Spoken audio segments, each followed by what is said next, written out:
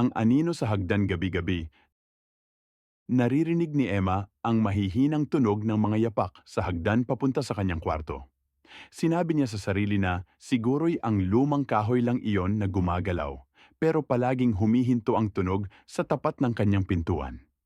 Isang gabi, nanaig ang kanyang pagkamausisa. Iniwan niyang bahagyang nakabukas ang pintuan ng kanyang kwarto at nagpuyat, hawak ang kanyang cellphone bilang flashlight.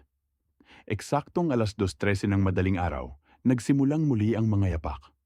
Sumilip siya sa maliit na awang ng pinto at nanlamig ang kanyang dugo.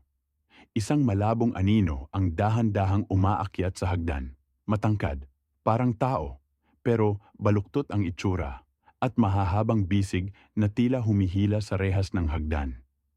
Mabilis niyang sinarado ang pinto at nilok ito. Kumakabog ang kanyang puso.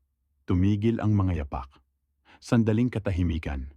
Pagkatapos, gumalaw ang seradura ng pinto. May bumulong mula sa kabila ng pinto. Bakit mo isinara ang pinto? Gusto kong pinapanood kang natutulog.